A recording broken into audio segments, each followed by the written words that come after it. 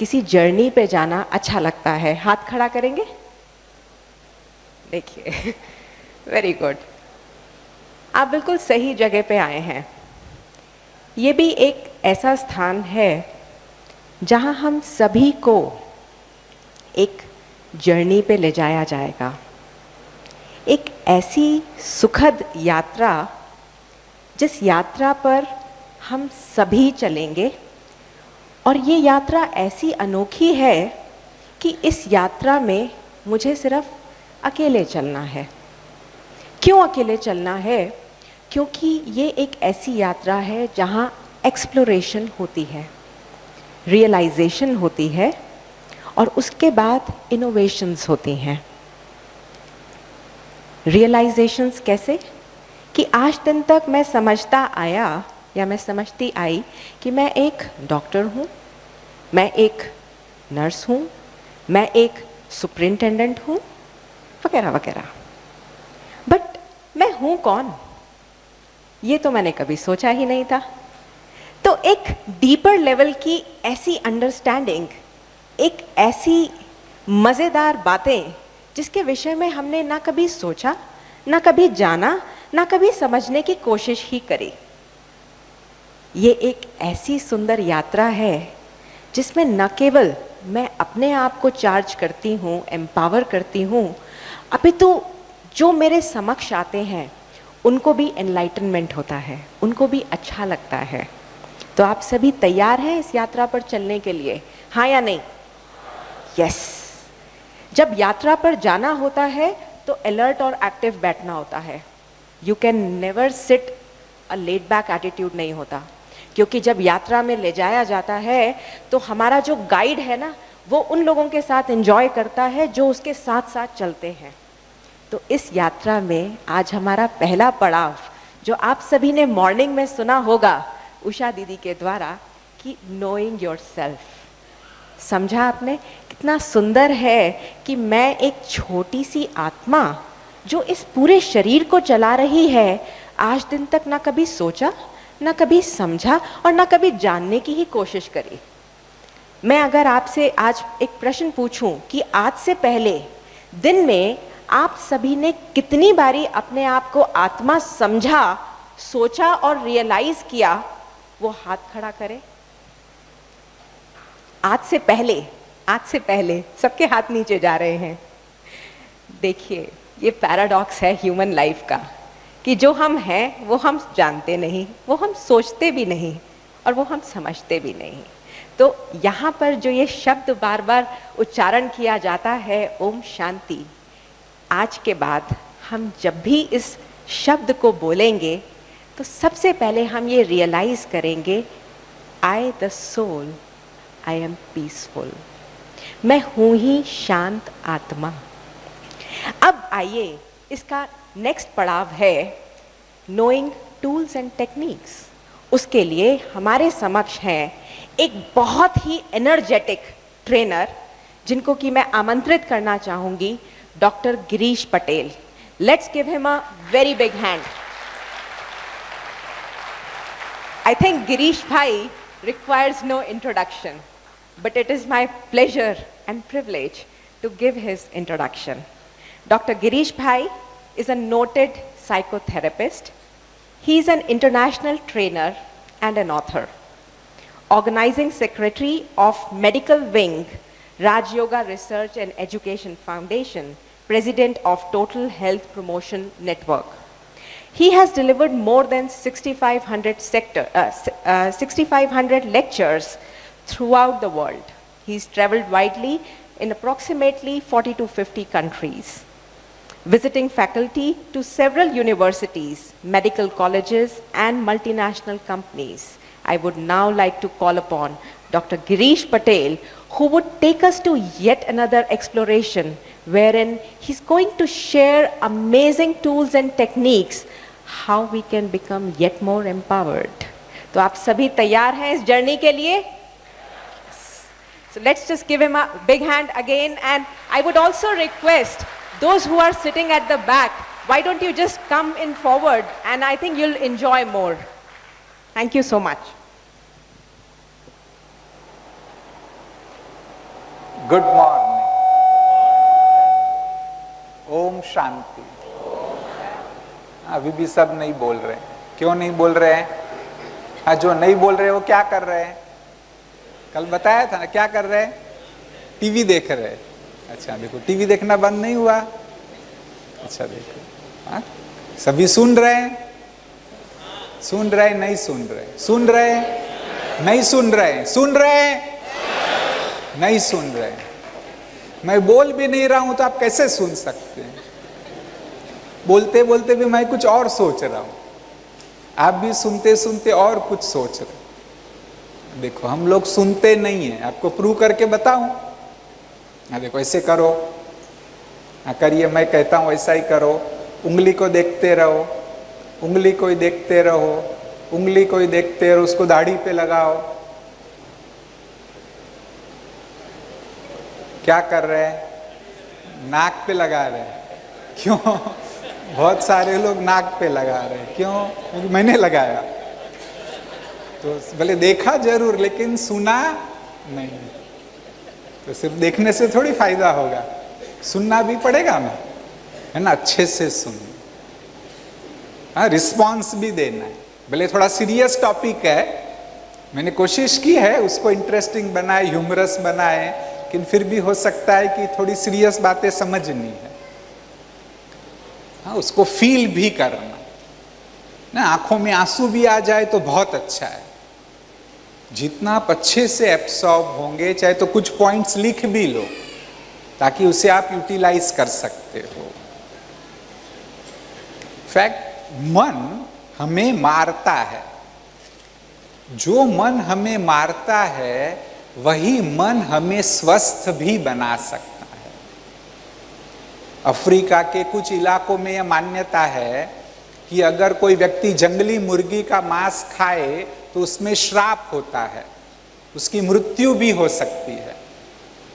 एक व्यक्ति अपने दूसरे फ्रेंड के पास गया तो उसने हंसते हंसते कहा कि जंगली मुर्गी का मांस खाएगा? तो उसने कहा तुझे पता नहीं है, इसमें तो श्राप होता है, किसी की मृत्यु भी हो सकती है। तो मित्र जोर जोर से हंसने लगा। 6 महीने पहले तू मेरे घर आया था, तब मैंने तुझे यही मांस खिलाया था, तू बड़े मजे से खा गया था, और आज बोलता है कि उसमें श्राप होता है। जैसे उसने सुना वह कांपने लगा, पसीना पसीना हो गया, हार्ट बीट बढ़ गई। 4 मिनट में तो उसकी मृत्यु भी हो गई। किसने उसे मारा? हाँ, उसके मान्यता ने उसे मारा। अगर उस मांस में कुछ श्राप होता तो 6 महीने पहले मरना चाहिए था। तो जो मन हमें मारता है वही मन हमें स्वस्थ भी कर सकता है।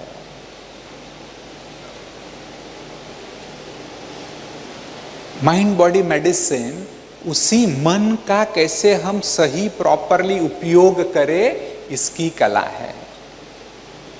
और उसका फर्स्ट टूल, फाउंडेशन वास्तव में है अवेयरनेस। अवेयरनेस मतलब क्या? कल उषा बेन ने बहुत लंबा आपको उदाहरण सुनाया, लेकिन पता नहीं आप समझे या नहीं। वास्तव में अवेयरनेस का अर्थ है कि कोई भी विचार आए उससे पहले भी कुछ सेंसेशन होते। फीलिंग भर बाद में आती है, लेकिन उससे पहले भी कुछ कुछ होता है। जैसे कि वॉमिटिंग होने से पहले नौशिया होता है, ऐसे विचार से पहले अंदर में कुछ सेंसेशन होती है। उस सेंसेशन को भी कैच करना वह है अवेयरनेस। इसके देखो आपको एक सिंपल सी प्रैक्टिस बताता हूं। हाथ को ऐसे करिएगा, हाँ सभी करो, ऐसे घुमाइए, थोड़ा दूर ले जाइए, नजदीक लाइए। हाँ, हाथों के मध्य क्या हो रहा है, हाँ, उसको पिकअप करने की कोशिश कर, उसके बारे में सजग हो जाओ। हाँ, कुछ हो रहा है? हाथ के बीच कुछ हो रहा है? कुछ नहीं हो रहा है। क्या हो रहा है? बोलो बोलो। हाँ हाँ, हाथ एक दूसरे की ओर आकर्षित हो रहे हैं, वाइब्रेशन हो रहा है, हाथ के बीच में गर्मी लग रही है। इस वक्त न भी होता हो, थोड़ा आप अभ्यास करना, क्योंकि हम बहुत टेंशन में जीते हैं तो कई बार उस सेंसेशन को कैच नहीं कर पाते। तो एक प्रकार से यह है अवेयरनेस। जो कुछ भी करना है अवेयरनेस के साथ करो, तो थॉट से पहले भी वो कैच हो जाएगा। चल भी रहे हैं, सजग होकर के चलो कि क्या हो रहा है, मेरा पैर आ गया, हाथ आ गया है, क्या सेंसेशन हो रहा है ना। खाना खा रहे, सजग होके खाओ। आजकल हम सजग होके खाना नहीं खाते। कैसे खाना खाते हैं मालूम है? जैसे शरीर में पेट्रोल डाल रहे। बैठे भी है तो सजग होकर के बैठो। सब सजग होके बैठे हैं? हाँ देखो, नहीं बैठे। मैं आपको सिद्ध करके बताता हूँ। हाँ, अभी जैसे बैठे ऐसे बैठे रहो, ऐसे बैठो और पता करो बॉडी में क्या क्या सेंसेशन है, पैर में, घुटनों में, बैक में, शोल्डर में। हाँ, कैच किया? अच्छा, अभी दोनों पैरों को जमीन पे रख दो। कुर्सी के अंदर बैठो जितना बैठ सको, सोफे के अंदर। हाँ, हाथों को ऐसे मोड़ लो, कंधे को ढीला छोड़ दो, मुंह को भी थोड़ा सा खोल लो। देखो, ये ज्यादा कंफर्टेबल है पहले से? यस और नो? तो फिर पहले आप अवेयरनेस से नहीं बैठे थे। जब ज्यादा दर्द हो जाता है तब पता चलता है, हम पोजीशन को चेंज करते हैं। ऐसा नहीं। जब हर काम अगर सजगता से करो तो वो रूट कॉज भी, माइंड बॉडी मेडिसिन है। मैं आपको बताऊंगा अलग अलग टेक्निक्स। एक पूरी टेक्निक है जिसको कहते हैं क्लियरिंग द कॉज, कि पीछे कॉज है, भले वो फिजिकल डिजीज हो या साइकोलॉजिकल डिजीज हो, उसको अगर कैच करना है तो awareness is the most important practice. और ये लगातार करनी पड़ेगी, एक दिन की बात नहीं है। 4 दिन तक आप यहां पर हो, जरूर सब कुछ अवेयरनेस के साथ करो। लोग कहते हैं डॉक्टर ऐसा करेंगे तो हम स्लो हो जाएंगे, है ना। कोई बात नहीं। वास्तव में स्पीड इंपॉर्टेंट नहीं है। एक बड़े इंडस्ट्रियलिस्ट दादी प्रकाशमणि जी को मिलने के लिए आए फॉरेन से। जब उनको मिलके जा रहे थे तो जल्दी जल्दी जा रहे थे, दरवाजा खुल नहीं रहा था। दादी ने कहा, भैया भारत में दरवाजा अंदर खुलता है ना, विदेश में बाहर खुलता है, क्योंकि डर होता है, जल्दी भागो। परंतु भारत में हमें अंतर्मुख होना है।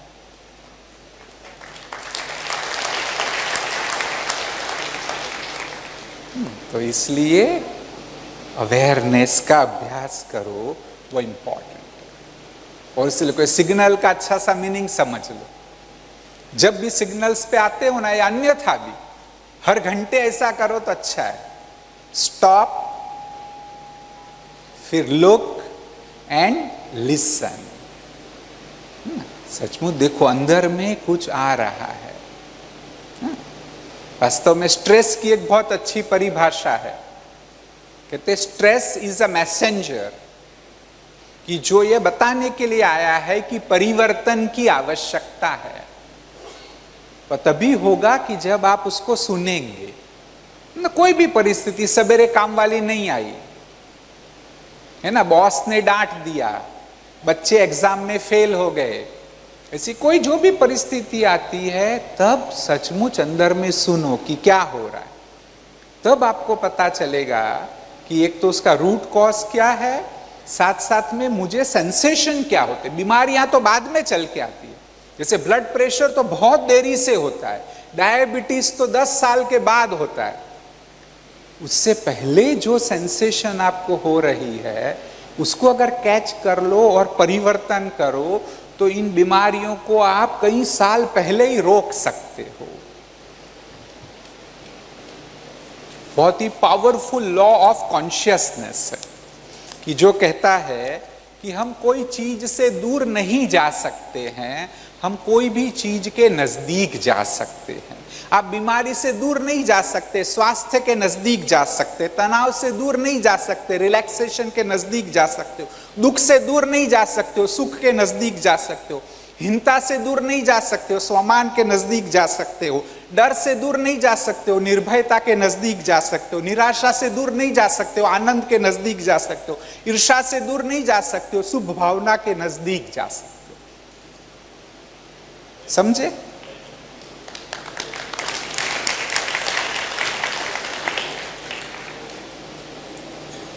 इमीडिएटली कोई भी बात होती है ना, पहला हमारा विचार नेगेटिव होता है। बीमारी, ईर्ष्या, हिंसा, भय, तो बिल्कुल उसके बारे में नहीं सोचना है। हमें तुरंत वो पॉजिटिव थॉट करना, और वो हम रिपीट कर सकते। देखो, हाथ को ऊपर करो, हाँ 2 घंटा ऊपर रख सकते हैं। मैं आपको 1 करोड़ रुपया दूं तो 24 घंटा भी रखेंगे, नहीं क्या? है ना? तो जहां प्राप्ति होने वाली है आप सब कुछ कर लेते। तो ऐसे ये सोचो, भले परिस्थिति कैसी भी हो, परंतु मैं मन को मोड़ सकता हूं। भले फोर्स वहां जा रहा है, लेकिन हम अपोजिट डायरेक्शन में सोच तो सकते हैं। वो पॉजिटिव थॉट को रिपीट तो बार बार कर ही सकते, और आप करेंगे तो उसकी इफेक्ट जरूर होगी। कहते सोच को बदलिए, सितारे बदल जाएंगे। नजर को बदलिए, नजारे बदल जाएंगे। कश्तियों को बदलने की जरूरत नहीं, सिर्फ दिशाएं बदलिए, किनारे खुद व खुद मिल जाएंगे। क्या करना है? हाँ बोलो बोलो, क्या करना है? जोर से बोलने का। देखो, हाँ बच्चों की तरह मैं सिखाता हूं, पक्का समझ लो, मैं प्राइमरी स्कूल का टीचर हूं। सीखना है तो बच्चा बनना पड़ेगा कि दिशा को बदल दो बस। हाँ, विचार में जबरदस्त शक्ति आपने बहुत सुना है, परंतु किसके लिए? जो उसकी संभाल कर सके, है ना? अगर आपने कभी खेती की है, गार्डनिंग किया है, तो आपको पता है कि कैसे वो बीज की संभाल करनी होती है। और इंपॉर्टेंट चीज, और चीजें तो आप जानते हैं, कहते इंपॉर्टेंट बात होती है गार्डनिंग में कि जो अनावश्यक घास बीच बीच में उगता है, वह भी अच्छा है, लेकिन वो अनावश्यक है, उसको निकालना, वीड्स को रिमूव करना, उसे बहुत इंपॉर्टेंट मानते।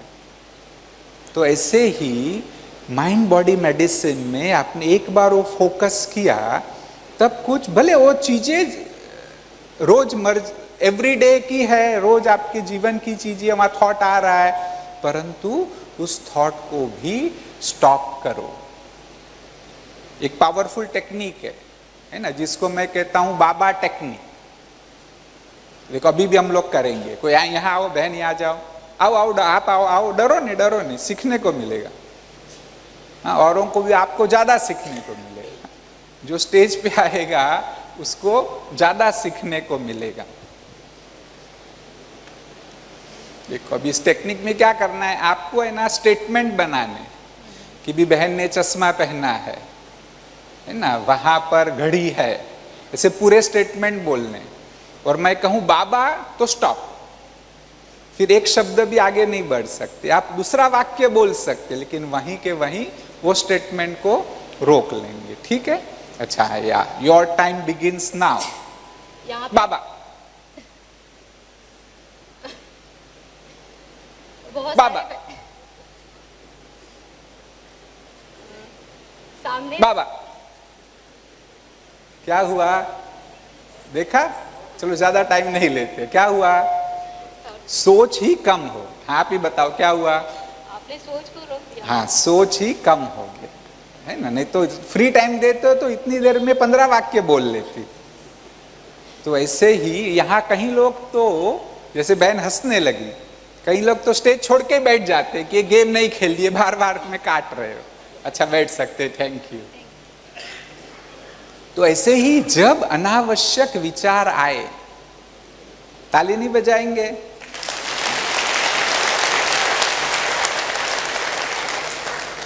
तो तुरंत कहो बाबा।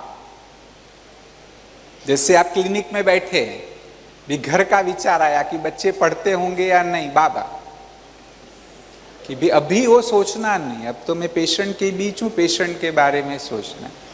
आप घर में बच्चों के साथ टाइम बिता रहे, पत्नी के साथ बात कर रहे हैं, तब पेशेंट का विचार आता है तो बोलो बाबा, कि भी अभी मैं बच्चों के साथ टाइम ले रहा हूं, मुझे उसी को पूरा इंजॉय करना है। और सचमुच करके देखना, आपके विचार बहुत कम हो जाएंगे and you can take care of your thoughts. In fact stress को मैनेज करना बहुत इंपॉर्टेंट है। कल भी मैंने आपको कुछ बातें बताई थी, उस पर भी ध्यान देना अच्छे से। और तनाव से मुक्त होना हो तो दो बातों से दूर हो जाओ। जानकी दादी बहुत अच्छा बताती है, पराई बात और पुरानी बात। दूसरों के बारे में सोचते हैं तो स्ट्रेस होता है, पास्ट के बारे में सोचते हो तो भी स्ट्रेस होता है। और दो चीजें करनी, अहंकार को खत्म कर दो और सेल्फ डिसिप्लिन को लाओ। सब लाएंगे सेल्फ डिसिप्लिन को? बोलते नहीं हो। देखो, और ये 4 दिन आपके लिए बहुत बड़ा मौका है। हाँ, सवेरे 4-4:15 बजे कौन कौन आए थे? वेरी गुड, चलो जो नहीं आए थे ना आना।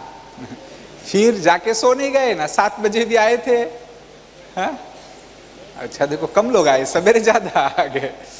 ऐसा नहीं, अपने आप को डिसिप्लिन करो, है ना। बोले थोड़ा सा जाके रिलैक्स कर लिया, फिर से डिसिप्लिन, यहां भी आ गए, थोड़ा रिलैक्स करो। दिन में आपको ऑलमोस्ट 2 आवर्स मिलने वाले रेस्ट के लिए।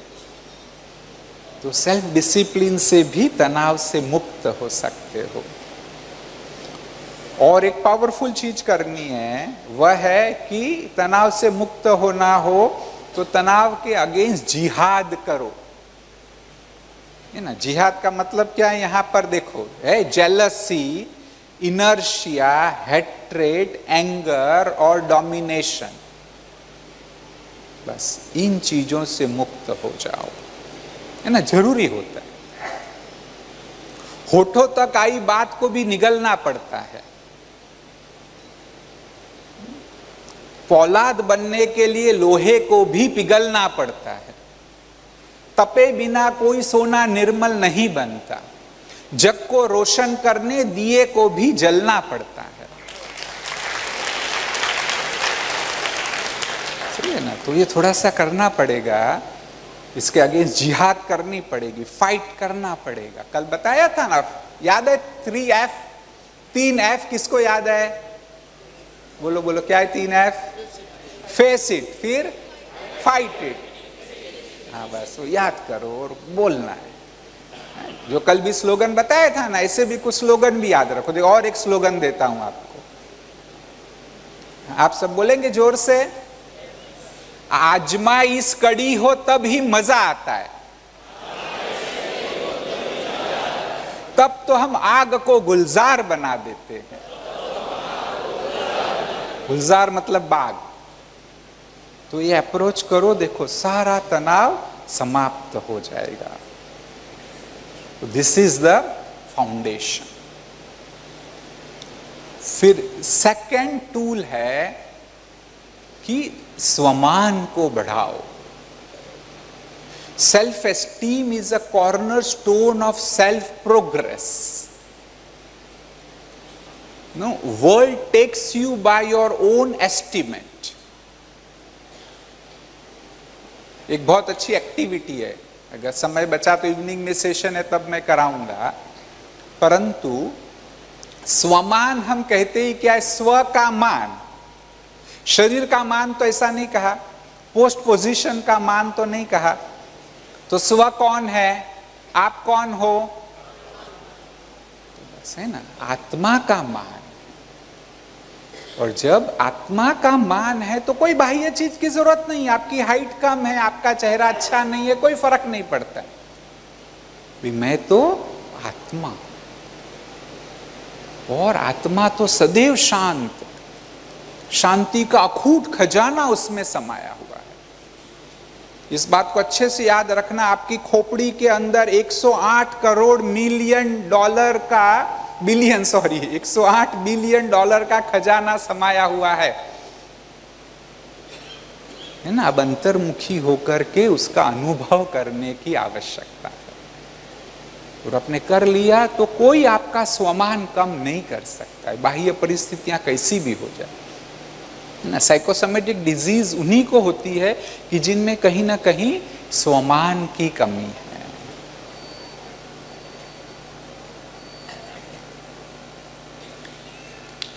अब हम टेक्निक्स पर आते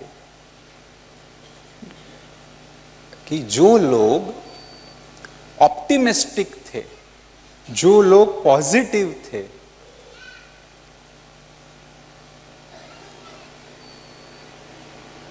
ये जो बातें मैंने आपको बताई, आप कहेंगे कि शायद ठीक है, स्ट्रेस मैनेजमेंट में तो ये काम करेगी, परंतु यहां तक कि भी फिजिकल डिजीज में भी ये हेल्प करती है। जोराम फ्रांग, जिनको डिटैच रेटाइना, एक प्रकार से प्योरली फिजिकल डिजीज है, ऐसे पेशेंट्स पर रिसर्च की और यह पाया कि जो ऑप्टिमिस्टिक थे, जो इंडिपेंडेंट थे ना, डिपेंडेंट नहीं थे, अपना निर्णय अपने आप करते थे, डॉक्टर्स को बहुत सारे प्रश्न पूछते थे, ऐसे लोग जल्दी ठीक हो गए। तो इसलिए हमें ऑप्टिमिस्टिक भी होना है, चैलेंज करना है ना। कई बार कहते हैं अरे डॉक्टर को हम 2 प्रश्न भी पूछते हो तो गुस्सा कर लेता है, हाँ तो दूसरे डॉक्टर के पास जाओ, आप तो सभी डॉक्टर है तो गुस्सा नहीं करो। पेशेंट का अधिकार है पूछने का, है ना, वो आपको फीस दे रहा है, हाँ, भला आपको और कोई टाइम दे सकते हैं, कोई असिस्टेंट रख लो, आप बहुत बिजी है तो उनके सभी प्रश्नों का जवाब दे, परंतु ऐसे पेशेंट जल्दी ठीक होते हैं। और हमको भी बीमारी हो तो ऐसा ही बनना है। और एक पावरफुल टूल है एटीट्यूड। दृष्टिकोण बहुत महत्वपूर्ण है ना। कोई भी परिस्थिति अच्छी या बुरी नहीं होती है, वो आपका एटीट्यूड उसे बनाता है। और 20वीं सदी की सबसे इंपॉर्टेंट जो रिसर्च है वह यही है कि एटीट्यूड को बदल दो तो आप परसेप्शंस को भी बदल सकते हो। अगर आप मेरे लेक्चर्स कहीं वीडियो यूट्यूब में भी है, सीडी देखो, किताबें देखो, बहुत सारे एटीट्यूड के एग्जाम्पल्स है। हाँ, आपको क्या दिख रहा है, देखो पिक्चर को, 2 चेहरे किसको किसको देख रहे हैं, 2 चेहरे दिख रहे हैं, वास दिख रहा है, बस दोनों है इसमें। देखो पोजीशन को यहां वहां करके देखो, चेंज करके, दोनों है। आप कौन से एंगल से देखते हैं उस पर उसका आधार है। तो ऐसे हर परिस्थिति में सुख भी है, दुख भी है, हानि भी है, लाभ भी है। आप कौन से एंगल से देखते हैं वह इंपॉर्टेंट। अभी देखो, अच्छे से देखो भाई, अच्छे से देखो, देख रहे क्या दिखाई दिया।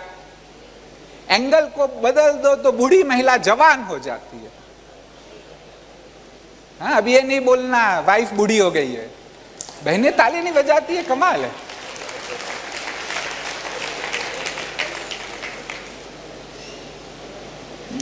भी हो रहा है, but it's a question, it's a power. Attitude can be a powerful tool of mind body medicine.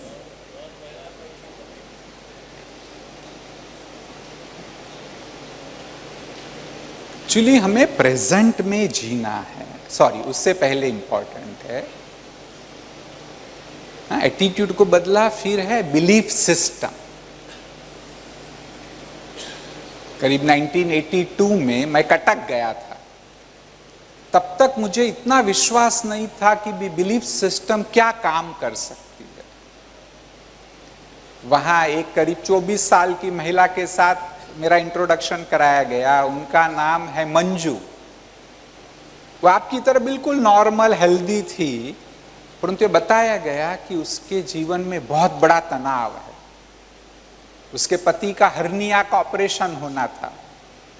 Doctors ने कहा था कि तो रूटीन ऑपरेशन है, हम रोज करते हैं। किसको पता नहीं कहाँ गलती हुई, परंतु जब उनको एनेस्थीसिया दिया गया तो उसकी इफेक्ट से वो बाहर आई ही नहीं, कोमा में चला गया।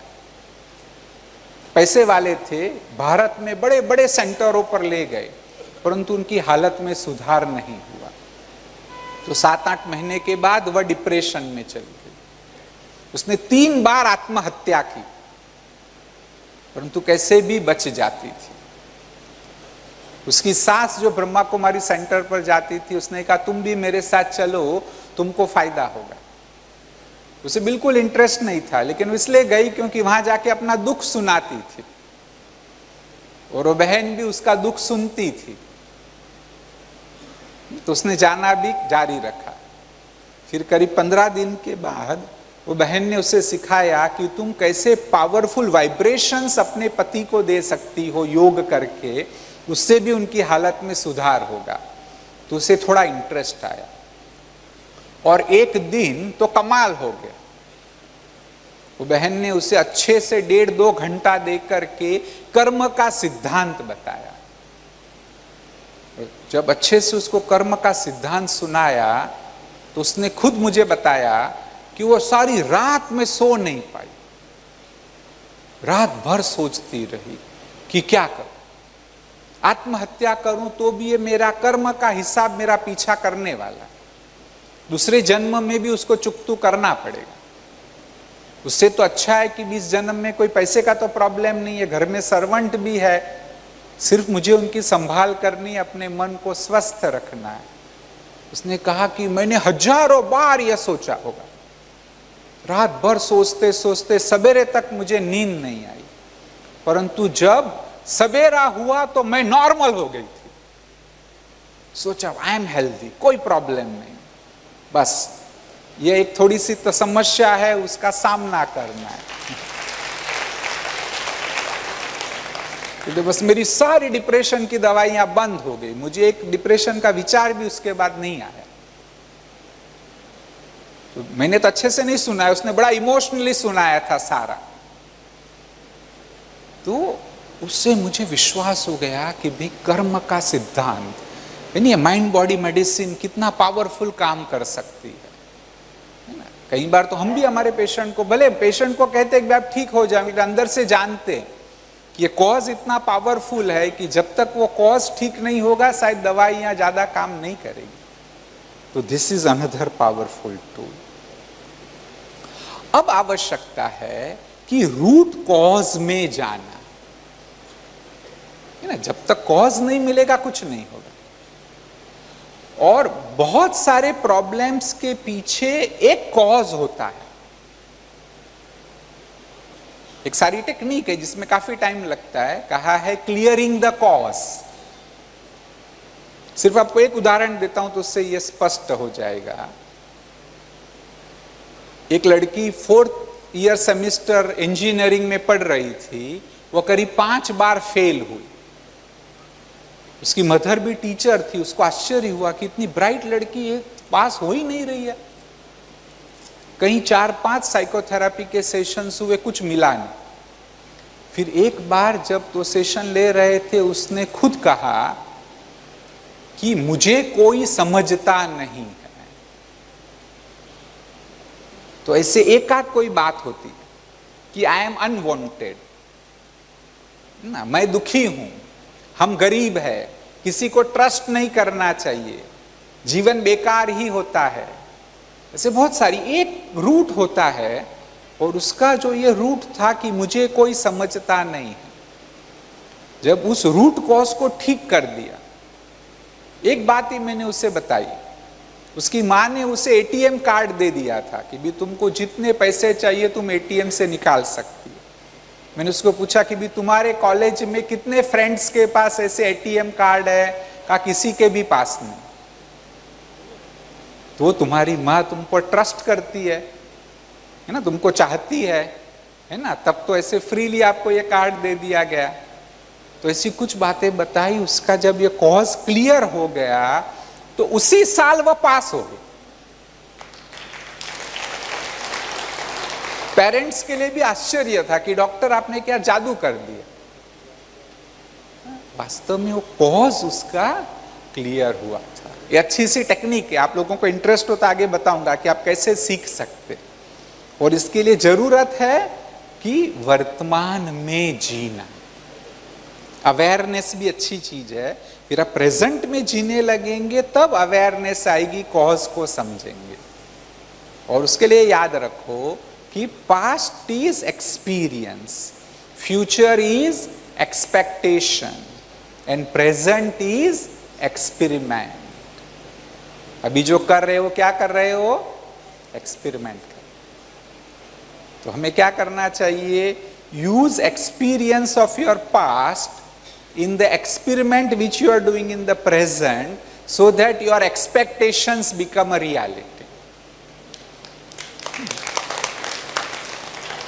कि अब जो अभी सुन रहे हैं तो उसी में ध्यान दें। हमारी BSCS हॉस्पिटल में भी हम ऐसे सेशन लेते। एक बार वहां के जो वर्कर्स है, उनको बहुत सारे पेपर थे, फाड़ने के लिए दिए थे। चल 1 घंटे तक फाड़ रहे थे, हाथ दुखने लगे।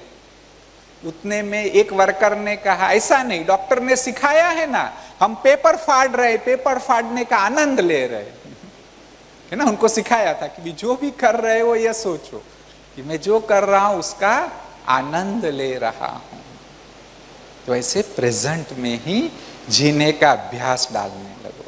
और एक पावरफुल चीज काम करती है, past is history, future is mystery, but present is a gift given by God.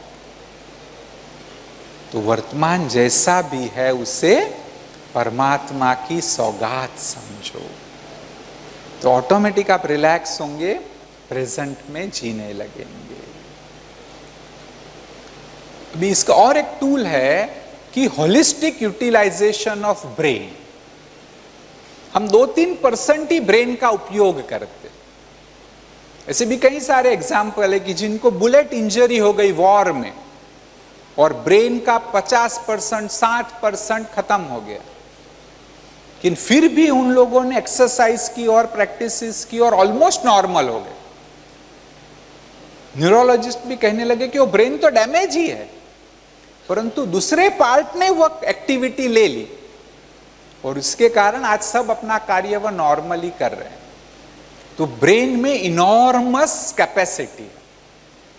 Mind body medicine में उस कैपेसिटी का हमें सही उपयोग करना है। और सबसे पावरफुल टूल है माइंड बॉडी मेडिसिन का विजुअलाइजेशन।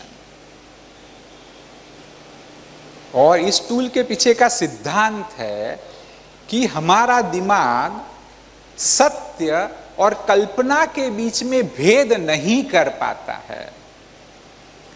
जब आप कल्पना करते हो तब भी ब्रेन के लिए सत्य है। जैसे नहीं, रास्ते में सचमुच शेर आ जाए जो रिएक्शन होता है, वही जब आप उसकी कल्पना करते हो तब भी वही होता है। तो इसलिए विजुअल सही रूप से अगर इसका उपयोग कर दिया जाए बहुत चीज हो सकती है ना। इस पर काफी रिसर्च भी हुई है। कार्लोस साइमोंटन ने अमेरिका में, वह अमेरिकन आर्मी में रेडिएशन ऑन्कोलॉजिस्ट थे, उनकी पत्नी साइकोलॉजिस्ट थी। टाइम का मैं डिटेल में नहीं बताता हूं। उन्होंने इस पर काफी रिसर्च की और कई कैंसर्स के पेशेंट, उन्होंने 120 पेशेंट पर रिसर्च की, उसमें से 22 पेशेंट बिल्कुल क्योर हो गए। ऐसा इत्तेफाक नहीं होता है, 10,000 में एक आध पेशेंट का स्पॉन्टेनियस रिग्रेशन होता है। वो सारी पब्लिश्ड रिसर्च है। कई लोग कहते हैं कि भाई वो अमेरिकन कैंसर सोसाइटी उसको मानती नहीं है। कैसे मानेगी? अगर मान लिया तो उनकी दुकान बंद हो जाएगी, है ना। उनके पास कौन जाएगा? देखो, आप लोग ताली नहीं बजाते क्योंकि सोचते हो कि हमारी प्रैक्टिस, डरो नहीं। हाँ, हमारे एमडी गुप्ता सर ये करते हैं सारा। हाँ, उनकी प्रैक्टिस कम नहीं हुई। लोग और उल्टा ज्यादा आते कि वे कुछ नया कर रहे हैं। तो ऐसे नहीं मानते। डीन ऑर्निश, डॉक्टर सतीश गुप्ता को भी कार्डियोलॉजिस्ट पूरा स्वीकार नहीं करते, परंतु अगर पेशेंट्स को सचमुच बेनिफिट हो रहा है तो no they themselves will come, है ना। मेरी साइकोथेरेपी के जो सब टेक्निक्स मैं करवाता हूँ क्लिनिक में, वो शुरू में हम पढ़ रहे थे तब भी लोग कहते थे साइकोथेरेपी काम नहीं करती है, परंतु पेशेंट नहीं जाके डॉक्टर को कहा कि डॉक्टर साहब आपकी दवा 2 साल से ले रहा था, ठीक नहीं हुआ, इनके पास साइकोथेरेपी कराई, मैं ठीक हो गया ना। तो आज डॉक्टर्स भी बोलने लगे, साइकियाट्रिस्ट भी बोलने लगे, भले ऐसा भी बोलते कि साइकोथेरेपी इतना काम नहीं करती है, लेकिन आपको करना ही है ना तो गिरीश पटेल के पास जाओ, क्योंकि उनको लोगों ने जाकर के बोला कि भी हमको अच्छा सा रिजल्ट मिल रहा है। इट्स अ पावरफुल थिंग, आज भी करना, औरों को भी कराना। एक लड़के को ब्रेन में कैंसर हुआ, उसके स्पेशलिस्ट थे, वो इन बातों को मानते थे। उन्होंने सोचा कि बच्चा है वो अच्छे पिक्चर क्रिएट करता है, तो उसको सिखाया कि बेटे तुम वीडियो गेम खेलते हो ना, तो ऐसे ये सोचो कि ब्रेन में जो कैंसर सेल्स है उसको तुम्हें मारना है, वो राक्षस की तरह। वह वीडियो गेम रोज खेलो और एक कैंसर के सेल को मार दो। बच्चे को तो मजा आ गया, दिन में 20 बार वीडियो गेम खेलने लगा, कैंसर के सेल्स को मारने लगा। 3 महीने के बाद उसने अपनी माँ को कहा कि माँ, लगता है मेरे कैंसर के सब सेल्स मर गए। सच मानो, जाके एमआरआई कराई तो कैंसर गायब।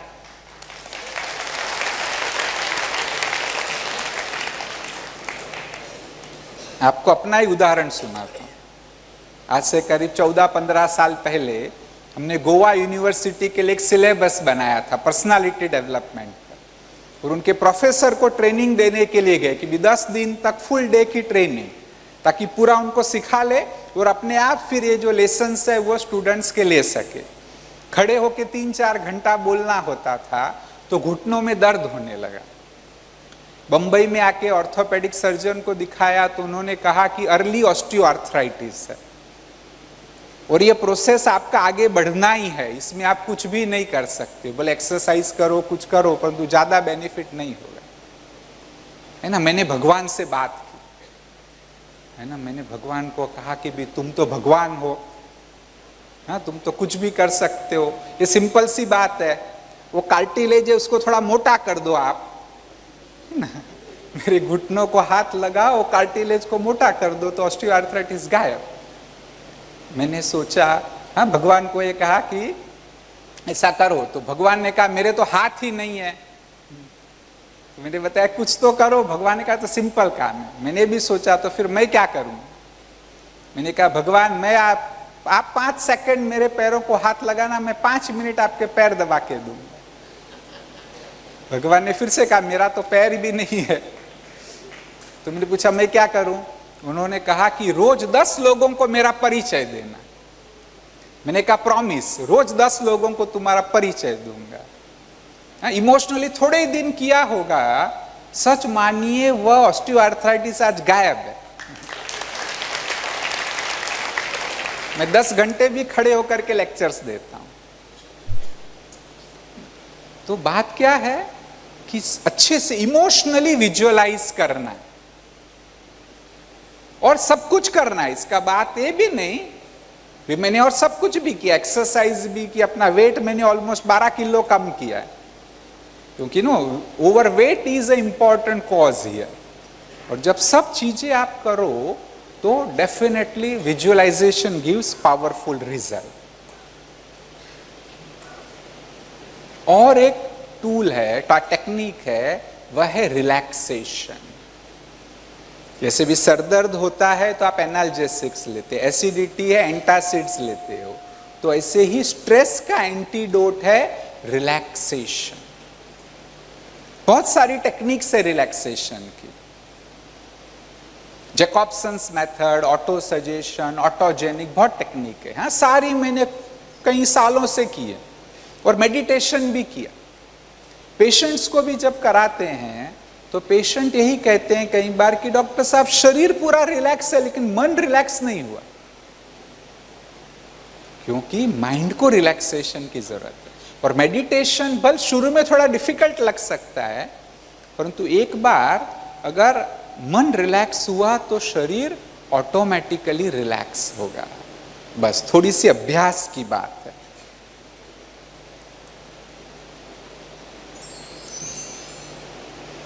Emotions are important. In fact सारी बात में जो साइकोसोमेटिक डिजीज भी हो रही है, your emotions are causing that disease. और जैसे भी हीरे से ही हीरे को काटा जाता है, ऐसे ही इमोशंस से ही आप वह जो रूट कॉज है इमोशंस का उसको दूर कर सकते। इसके लिए टेक्निक है जिसको कहते हैं पैफ मेथड, PEF। P का मतलब है पावर, E अर्थात इंथुजियाज्म, और F का मतलब है फीलिंग। जब समझ में आया कि ये मेरे पीछे कॉज है, उसको पावर, इंथुजियाज्म, फीलिंग के साथ रिपीट करो। मैं कल से भी आपको करा रहा हूं ना, भले लगता है बच्चों जैसा है, परंतु वही काम करता है। तो जो भी आपको रूट एक कॉज लगे तो उसको पावर से रिपीट करो, इंथुजियाज्म से, फीलिंग्स के साथ रिपीट करो।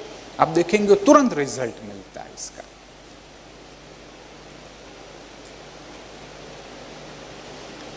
इमोशंस में जबरदस्त शक्ति, emotion is energy in motion.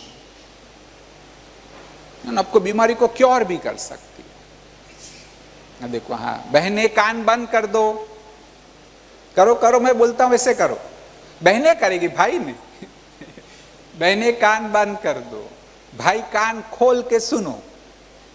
सुनना बरोबर है, भाइयों को सुनना है ध्यान से। लंदन में एक महिला को पैरालिसिस का अटैक हुआ ना, वो बड़ी अस्पताल में एडमिट थी, है ना। 5 महीने तक उसकी कंडीशन में सुधार नहीं हो रहा था।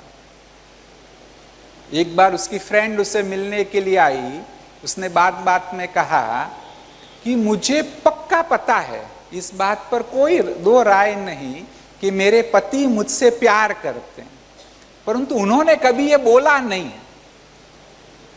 उसकी फ्रेंड ने जाके उसके पति को भी बोल दिया, तो बड़े भावुक हो गए, रात भर सो नहीं पाए। उन्होंने सोचा कि भी 100% सत्य है उसने बोला, वो मैं उससे इतना प्यार करता हूं कि शायद उसके बिगर जी भी नहीं सकूंगा, परंतु ये मेरी ही गलती है कि मैंने कभी उसे बताया नहीं। सवेरे जब हॉस्पिटल में गए तो बड़े भावुक थे, आंखों में आंसू थे, इमोशनली ये सारी बात उसने बताई कि मेरी गलती है, हमको छोड़ करके नहीं जाना। सच मानिए 2 घंटे में उसकी कंडीशन में सुधार होने लगा। 2 दिन में तो उसको डिस्चार्ज दे दिया गया।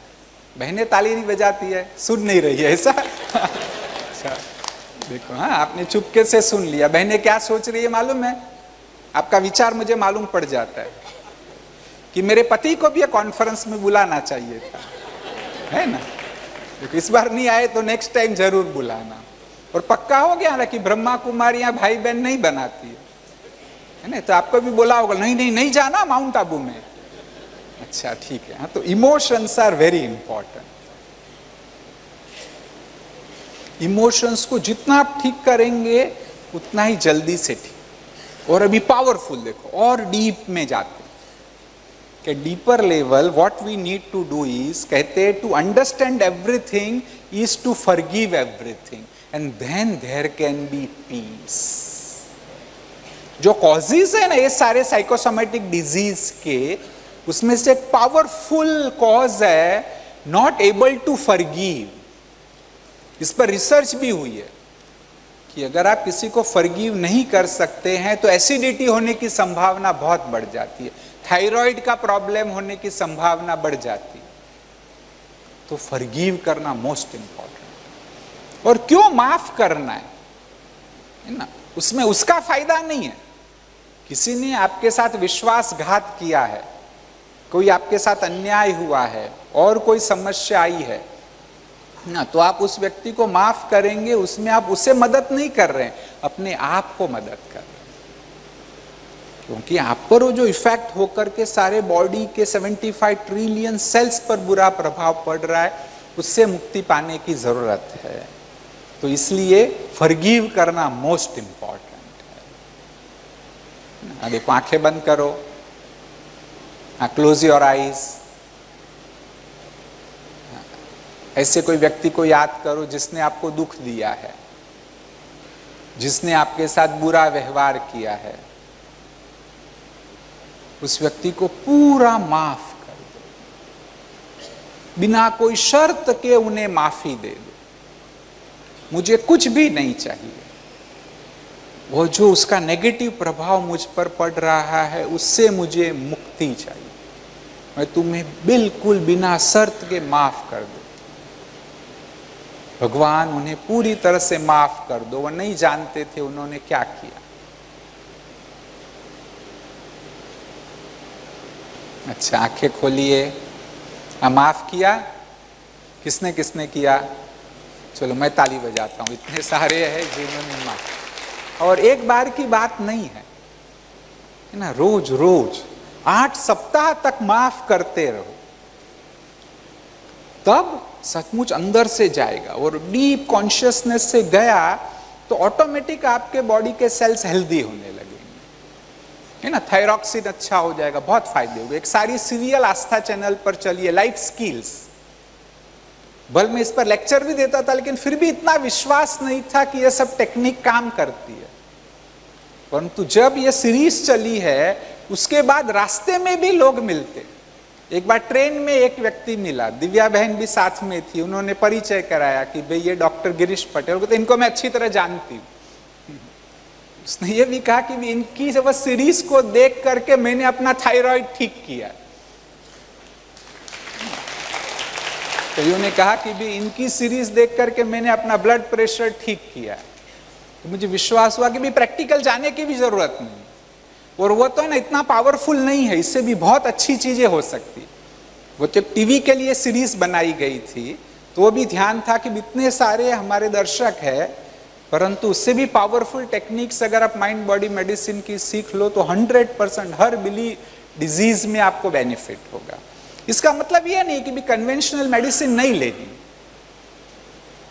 आप जो भी ट्रीटमेंट कर रहे हो वो करिए, परंतु ये भी साथ साथ में करिए। वो प्रॉपर डॉक्टर से राय लेकर के दोनों चीजें साथ में करो तो बेस्ट रिजल्ट्स आपको मिल सकते हैं। और हार्ट और हेड दोनों को हमें हेल्दी बनाना है। दिल एकदम हेल्दी, और दिल को खोलो दूसरों के सामने। एक हार्ट सर्जरी के ऑपरेशन थिएटर के बाहर लिखा था कि अगर दिल को और यारों के सामने खोला होता तो आज औजारों से नहीं खोलना पड़ता।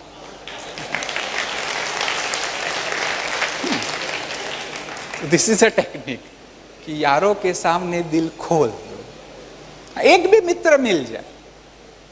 हाँ, कभी रो लेना भी अच्छा है। आंसू में भी प्रोलैक्टिन एंड कॉर्टिसोल दोनों स्ट्रेस हार्मोन्स है, तो दिल को जरूर अच्छा रखो। And best thing to be given to enemy is forgiveness and to opponent is tolerance. हाँ, तो सबने माफ कर दिया, नहीं किया तो ऐसे करो। हाँ, सबने दुश्मन को माफ किया, अभी भी बोल नहीं रहे, जोर से बोलना पड़ेगा। सभी ने दुश्मन को माफ किया। हाँ, देखो अच्छा लगा ना। ये क्यों कराता हूं मैं बीच बीच में, क्योंकि लोग सो जाते हैं, जगा तो नहीं सकते। एक बार एक प्रोफेसर लेक्चर ले रहे थे, एक लड़का फ्रंट में सो गया। उसने बाजू वाले को कहा कि उसको जगा दो, तो स्टूडेंट ने कहा मैं क्यों जगाऊं, आपने उसको सुलाया है।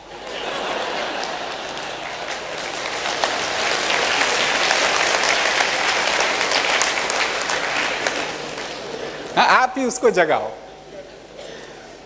अच्छा, तो एक इसे जगा नहीं थी, इसलिए बीच बीच में आपसे सब करवाता हूं ताकि आप लोग जाग जाओ। पावरफुल टूल है भाई। ये बातें तो ना शायद आपको और कहीं भी सीखने, अब तक जो बताई बहुत डॉक्टर सिखाते हैं, तो यहाँ ब्रह्मा कुमारी में नया क्या है, अब आगे जो है वो नया है, वह है एलिवेटेड थॉट्स। जब देखो हम पृथ्वी के गुरुत्वाकर्षण से परे चले जाते हैं तो क्या होता है, वेटलेस हो जाते हैं ना। तो ऐसे ही ये देह और देह की दुनिया के आकर्षण से परे हो जाओ तो आप बिल्कुल आनंद की स्थिति में आ जाएंगे, हल्के हो जाएंगे। और बस यही अभ्यास आपको करना है कि मैं शरीर नहीं हूं, शरीर से परे एक दिव्य शक्ति हूं। आपको अपना ही अनुभव सुनाता हूं। जब मैंने ये ज्ञान लिया तो करीब 5 महीने तक भले मैं कर रहा था, लेकिन तो पूरा लगन से नहीं कर रहा था। एक बार दादी प्रकाश मणि जी बंबई में आए, आज भी मुझे याद है, सांता क्रूज ईस्ट में हमारा सेंटर है, वहां थोड़े ही लोग होंगे, करीब 100 लोग होंगे, और दादी की अपनी एक स्टाइल थी बोलने की। 20-25 मिनट ही बोला होगा। दादी ने बड़ा इमोशनली बोला कि मेरी समझ में नहीं आता है कि तुम लोग अपने को शरीर क्यों मानते हो। ये छोटी सी बात है कि तुम आत्मा हो, इतना नहीं कर सकते हो? दादी को प्रॉमिस दो कि आज से अपने आप को आत्मा समझोगे। हम सब ने कहा यस दादी, हम अपने को आत्मा समझेंगे। बस एक कुछ रिपीट किया होगा कि बस इतना सा करो। दादी को अपना अनुभव है कि उसने इससे कितना बड़ा फायदा हो गया, तुम भी करके देखो, तुमको बहुत फायदा होगा। ऐसे इमोशनली बताया, मैंने ध्यान से सुना, और जब वहां से मैं नीचे आया तो जादू हो गया। चलो हम भी ध्यान कर लेते हैं। 2 मिनट बस मेडिटेशन। याद करो मन से शिव को, नित याद करो मन से शिव को, नित याद करो मन से शिव को, नित याद करो मन से शिव को।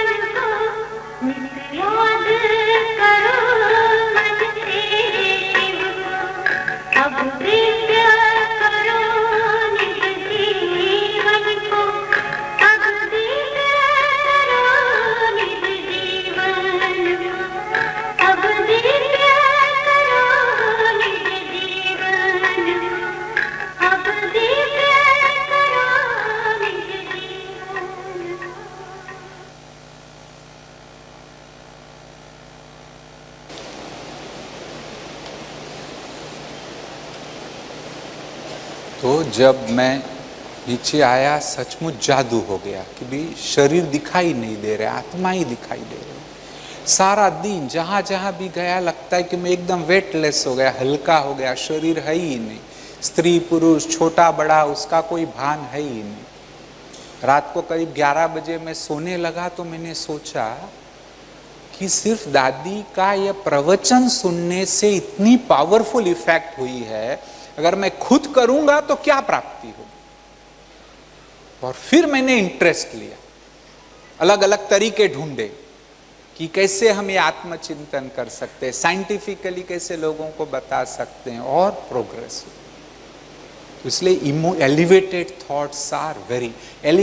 Thoughts are highly charged, low frequency thoughts, कि जो वातावरण को भी प्रभावित कर सकते हैं, और जो भी आप चेंज चाहते हैं, न केवल स्वास्थ्य परंतु जीवन में सफलता भी पानी है, तो एक बहुत बड़ा उपाय है।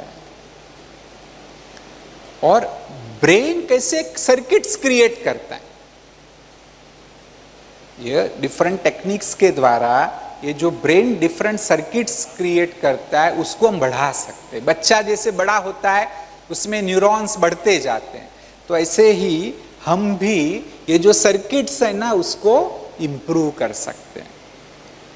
और दो नर्व्स के बीच में जो साइनेप्स है वहां पर केमिकल्स रिलीज होते हैं ना। कोई भी आपको साइकोलॉजिकल प्रॉब्लम हो, आप साइकेट्रिस्ट को पूछो तो कहेगा केमिकल इम्बैलेंस, परंतु ये जो टेक्निक्स है डिफरेंट, उसके द्वारा वो केमिकल्स को भी आप रिलीज कर सकते हैं। मैं आपको रिसर्च स्टडी भी बताऊंगा कि कैसे होता है।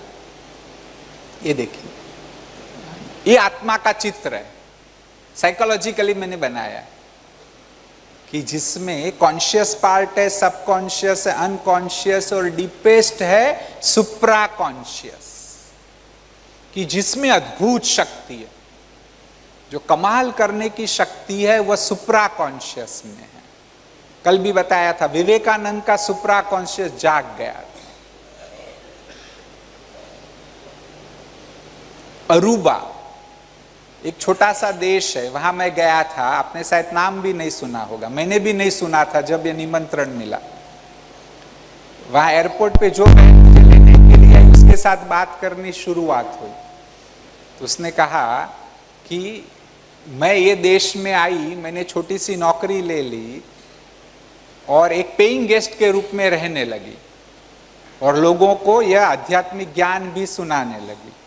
और पेइंग गेस्ट था तो वहां मैं खाना नहीं बना सकती, तो मैं दूध, सब्जियां, ऐसे कच्ची चीजें खाने लगी, और जीवन आगे बढ़ता गया, लोग ज्ञान सुनने लगे। जब मैं वहां गया तब तो उन्होंने बड़ा सा सेंटर भी ले लिया था, 40-45 लोग सेंटर पर आने लगे थे। उसने मुझे कहा कि डॉक्टर अभी मैं दूसरे शहर, दूसरे देश में जाऊंगी और ऐसे ही सेंटर खोलूंगी। मैंने कहा क्यों? उसने कहा मुझे तो आदत हो गई है कि मैं कच्चा खा के भी जी सकती हूँ, और जानकी दादी ने बोला है कि सारे विश्व में सेंटर होने चाहिए। हाँ, एक भी देश बचना नहीं चाहिए। ना मुझे आश्चर्य हुआ कि देखो भी धर्म अलग है और कोई प्राप्ति भी नहीं है, फिर भी दादी ने बोला है कि भी सारी दुनिया में सेंटर होने चाहिए, एक भी देश बचना नहीं चाहिए। तो इतना कष्ट सहन करके ये भी जा रहे हैं, सेंटर्स को खोल रहे। तो कहीं दादी का भी सुप्रा कॉन्शियस जाग गया, और उनको भी ब्रह्मा बाबा ने यह बोला था कि जब तो भारत में ही 200 ही सेंटर थे, कहा था देखना सारे विश्व में आपके सेंटर हो। तो this is awakening supra conscious, कि जो हम सब भी कर सकते। उसके लिए भी करना क्या है? देखो थोड़ी डिफिकल्ट चीज है, सब करेंगे? उसके लिए जरूरी है, बस विचारों में भी शक्ति है, परंतु विचारों से भी ज्यादा शक्ति है विचारों के बीच में जो गैप होता है उसमें शक्ति है। और हम बार बार सोचते ही जाते, गैप देते ही नहीं। इसलिए जरूरत है कम सोचो। आप कहेंगे डॉक्टर हम सोचते नहीं है, विचार तो आते हैं। मैं आपको रूट बताता हूं कि भी विचार आते नहीं हैं। देखो सिंपल सा उदाहरण बताता हूं कि आप कहीं कोई मीटिंग में डॉक्टरों की गए हैं, मीटिंग से आप बाहर निकलते हो तो आप देखते हो कि एक डॉक्टर है, वो पुराना सा 20 साल पुराना स्कूटर लेकर के जा रहा है। तो क्या सोचते हो, कैसा बेकार का आदमी है, ठीक से प्रैक्टिस भी नहीं करता होगा, कार भी नहीं खरीद सकता है। तो एक विचार आया तो दूसरे 5 विचार आएंगे। तुरंत 1 मिनट में ही दूसरा एक डॉक्टर आता है जो ब्रांड न्यू मर्सिडीज में जा रहा है। तो आप क्या सोचते हैं, इतना पैसा कहां से लाया? जरूर माल प्रैक्टिस करता होगा, नहीं तो इतने कम समय में इतना पैसा कमाना संभव नहीं है। तो एक विचार आए तो दूसरे 10 विचार आएंगे, तो उसके बदले यहां पर ये वीडियो कैमरा रख दो और स्कूटर और मर्सिडीज कार पास हो तो कैमरा सोचेगा? नहीं सोचेगा, वो जैसा है वैसा उसका वीडियो लेगा। तो ऐसे ही जब जब भी पॉसिबल हो हमारी आंखें वीडियो कैमरे का काम करें। यहां भी देखो 4 दिन करना, देखो अच्छा सा अभ्यास आपको बताता हूं ना। 4 दिन सोचना नहीं भी किसने कैसे कपड़े पहने, कौन कैसे बैठा है, यहाँ पर शांतिवन में क्या क्या है, बस आंखें वीडियो कैमरे का काम कर रही है। कान है वो रिकॉर्डिंग मशीन का काम करे, जीभ और हाथ सेंसर का काम करे। ये टेस्टी खाना नहीं है ऐसा नहीं, भाई जैसा है ऐसा हमको तो खाना है ना। तो ये अभ्यास करो तो देखो आपके विचार कम हो जाएंगे, और विचार कम होंगे तो उसमें पावरफुल शक्ति है कि जो माइंड बॉडी मेडिसिन में आपकी किसी भी बीमारी को ठीक कर सकती है। जैसे कहा ना, इमोशंस आर मोस्ट पावरफुल। एक भाई को डायबिटीज हुआ और बहुत जैसे होता है ना आमतौर पर भी, पहले हुआ डायबिटीज, एकदम डर गया, शुगर 400 हो गई, अरे बाप रे क्या हो गया, मुझे कैसे डायबिटीज हो गया।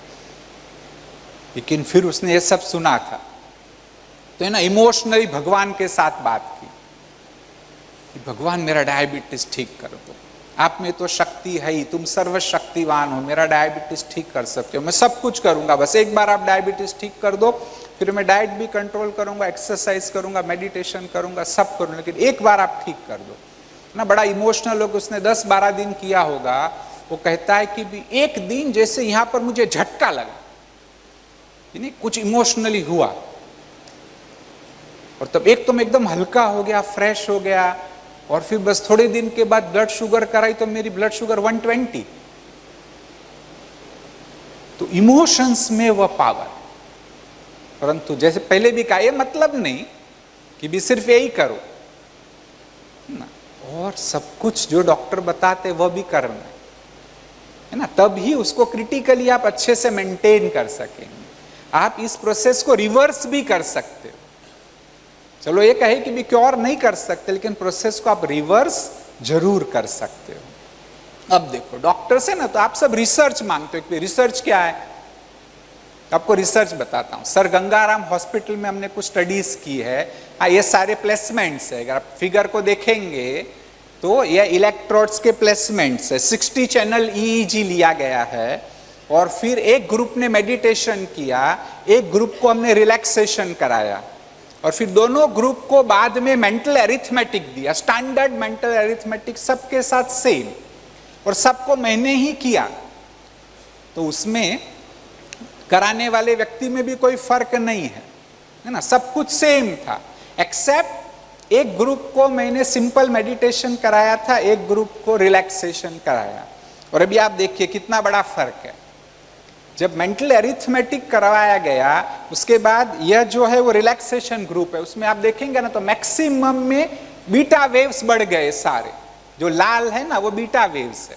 जैसे मेंटल एरिथमेटिक शुरू किया, बीटा वेव्स बढ़ गए, अल्फा थीटा वो एकदम कम होने लगे। और ये दूसरा आप देखिए, हाँ ये मेडिटेशन का ग्रुप है, उसमें बहुतों में आप देखेंगे अल्फा बढ़ गए हैं, थीटा भी बढ़े हैं, कुछ कुछ चैनल्स में डेल्टा वेव्स भी बढ़ गए, even while doing mental arithmetic. और एक बहुत बड़ी उपलब्धि है, अगर मेंटल एरिथमेटिक करते समय आप अपने अल्फा वेव्स को मेंटेन कर सकते हो तो you can conserve lot of energy, you can become creative. आप जो भी इमोशनल नेगेटिव फैक्टर से बीमार होते हो उससे भी बच सकते हो। माइंड बॉडी मेडिसिन से, मेडिटेशन के द्वारा आप ब्रेन की थिकनेस को भी बढ़ा सकते हो। ये फंक्शनल MRI किया गया है, और उसमें डिफरेंट लोब्स में ब्रेन की थिकनेस भी बढ़ी है। भले it is 1,000 of an inch, but that is also important, क्योंकि अब तक तो यही मानते हैं कि ब्रेन की थिकनेस कम हो जाती है as you advance, but here thickness of brain has increased. जो ब्रेन के केमिकल्स है ना, केमिकल का लोचा है, लगे रहो मुन्ना भाई, सुना है ना? तो ये केमिकल का लोचा भी मेडिटेशन से ठीक हो सकता है। भी इसमें डोपामाइन लेवल एक होता है, सी रिक्लोपाइड स्टडी की गई, जितना सी रिक्लोपाइड ज्यादा बाइंड होता है उतना इल्यूमिनेशन कम होता है। तो आप देखेंगे कि जिन्होंने मेडिटेशन किया उसमें वो इल्यूमिनेशन कम है, ऑलमोस्ट 68% डोपामाइन लेवल बढ़ा है मेडिटेशन ग्रुप में। और देखो और सिंपल सी बात, एक पीआईपी कैमरा होता है, पॉली कॉन्ट्रास्ट इंटरफेरेंस फोटोग्राफी, जिसके द्वारा ये किया गया, जिसमें आप देखेंगे फिर से कुछ लोगों ने मेडिटेशन किया, कुछ लोगों ने म्यूजिक सुना। इन्होंने सिर्फ म्यूजिक सुना था तो पहले और बाद में कोई फर्क नहीं है। ये वहां के डॉक्टर है गंगाराम हॉस्पिटल के, उनको मेडिटेशन करते करते नींद आ गई, तो उसमें भी ज्यादा फर्क शुरू और एंड में नहीं है। ये देखिए मेरा है, बड़ा सिंपल सा एक छोटा सा वहां कमरा था, वहां बैठ के सिर्फ 20 मिनट मेडिटेशन किया, और पहले और बाद। अगर आप गले में देखेंगे तो वहां पर जो रेड पैच है वो रेड पैच कम हो गया। इसका मतलब कि वहां कोई बीमारी हो रही थी, बल्कि अभी सिम्टम्स नहीं है, और इस नेगेटिव ऑरा को मैं कंप्लीटली कम कर दूं तो वह बीमारी मैनिफेस्ट होने से पहले ही समाप्त हो सकती है। ये वहां के सिक्योरिटी ऑफिसर है जिनमें सबसे ज्यादा पॉजिटिव रिजल्ट पाए गए। ये दूसरा एक कैमरा है, different types of aura camera है, कि जिसमें this is worst type of an aura, जो बहुत टेंशन में है, स्ट्रेस में है, एंड दिस इज बेस्ट। इसके बीच में बहुत सारे होते हैं।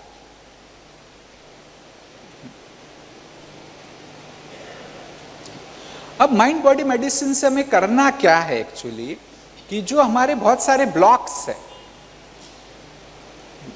बीच में अद्भुत शक्ति समाई हुई है, अद्भुत खजाना है स्वास्थ्य का, खुशी का, परंतु जो ब्लॉक्स है, जो नेगेटिव एक्सपीरियंसेस है, वह डिस्टर्ब करते हैं।